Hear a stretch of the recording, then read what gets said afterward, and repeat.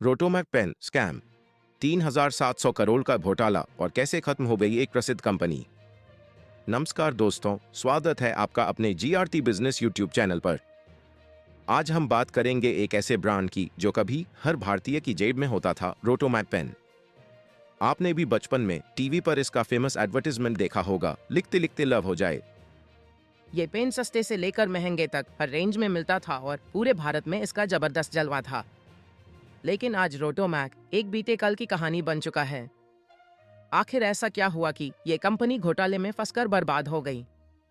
आइए जानते हैं रोटोमैक के उत्थान और पतन की पूरी कहानी। रोटोमैक की शुरुआत और सफलता।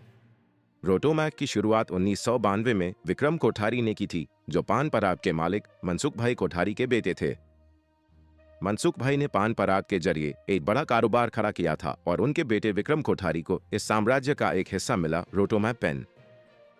1990 के दशक में जब बाजार में स्टेशनरी उत्पादों की बहुत मांग थी, विक्रम कोठारी ने इस अवसर का लाभ उठाते हुए रोटोमैक पेन लॉन्च किया। ये ब्रांड न केवल क्वालिटी में बेहतर था, बल्कि इसका विज्ञापन भी बहुत ही आकर्षक था। सलमान खान और रवीना टंडन जैसे बड़े सितारों ने इसके एड्स किए, जिससे ये पेन हर भारतीय के दिल और दिमाग पर छा गया। रोटोमैक की टैगलाइन लिखते लिखते लव हो जाए ने इसे खास पहचान दिलाई। कंपनी ने हर तरह के ग्राहकों के लिए पेन बनाए, सस्ते पेन से लेकर प्रीमियम पेन तक। ये ब्रांड इतना लोकप्रिय हो गया था कि 2005 तक रोटोमैक की मार्केट में तूती बोल रही थी और इसका टर्नओवर 100 करोड़ रुपए से ज्यादा हो गया था। विक्रम कोठारी की रणनीति और बैंकों से कर्ज। रोटोमैक की सफलता के बाद विक्रम कोठारी को लगा कि वे इससे भी बड़े कारोबार कर सकते हैं। इसी सोच के चलते उन्होंने कई बैंकों से कर्ज लेना शुरू किया। शुरुआती समय में ये कर्ज उनके बिजनेस के विस्तार के लिए लिया गया था, लेकिन धीरे धीरे उन्होंने इस कर्ज का उपयोग दूसरी जगहों पर करना शुरू कर दिया। 2008 में उन्होंने पहला कर्ज 200 करोड़ रुपए का लिया, फिर 2010 में 520 करोड़ रुपए का कर्ज लिया।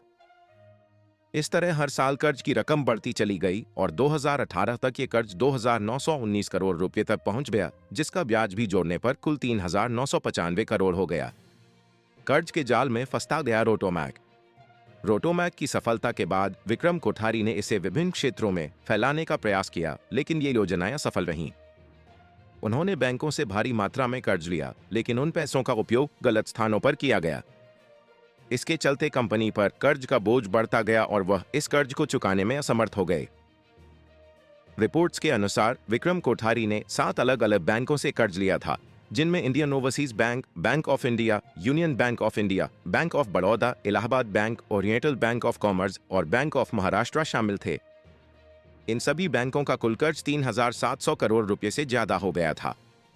घोटाले का खुलासा और सीबीआई का एक्शन। जब विक्रम कोठारी इस कर्ज को चुकाने में असमर्थ रहे, तो इस घोटाले का खुलासा हुआ। सीबीआई ने इस मामले की जांच शुरू की और विक्रम कोठारी को गिरफ्तार कर लिया गया।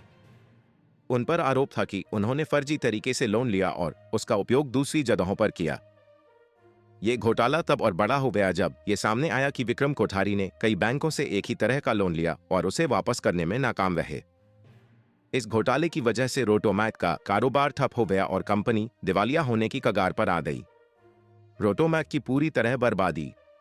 रोटोमैक का पतन धीरे धीरे हुआ, लेकिन इसका अंतिम झटका तब लगा जब विक्रम कोठारी की योजनाएं पूरी तरह से फेल हो गईं।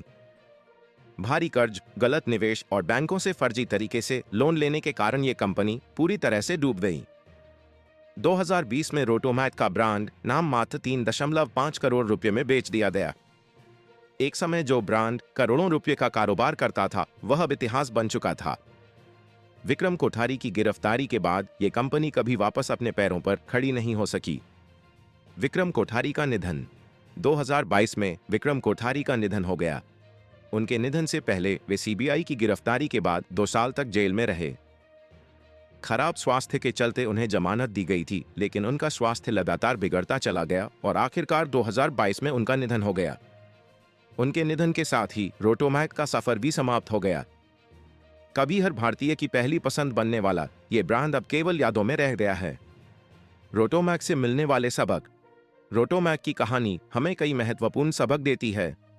सबसे पहला सबक यह है कि किसी भी बिजनेस को सिर्फ सफलता के घमंड में नहीं चलाया जा सकता। विक्रम कोठारी ने बैंकों से भारी कर्ज लेकर उसे गलत स्थानों पर निवेश किया, जिससे उनकी कंपनी का पतन हुआ। दूसरा सबक यह है कि बिजनेस में रणनीतिक सोच बहुत जरूरी होती है।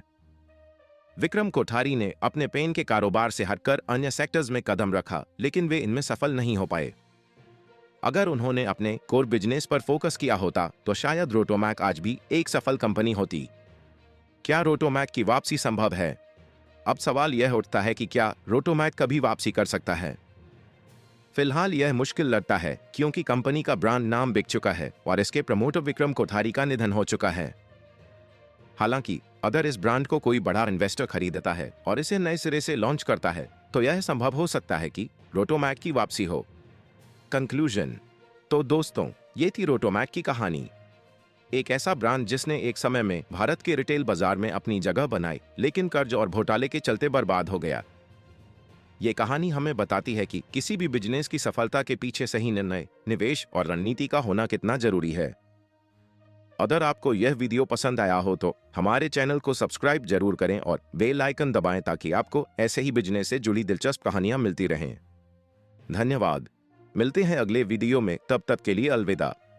GRT बिजनेस यूट्यूब चैनल खबरों का स्रोत समाचार एजेंसियों, जनमत और अन्य सार्वजनिक स्थानों से प्राप्त करता है। हम पूरी कोशिश करते हैं कि यह सारांश और रिपोर्टिंग सटीक और सत्यापित हो, लेकिन हम किसी भी विवाद या त्रुटि के लिए जिम्मेदार नहीं हैं। हमारा उद्देश्य जनमत को जानकारी प्रदान करना है।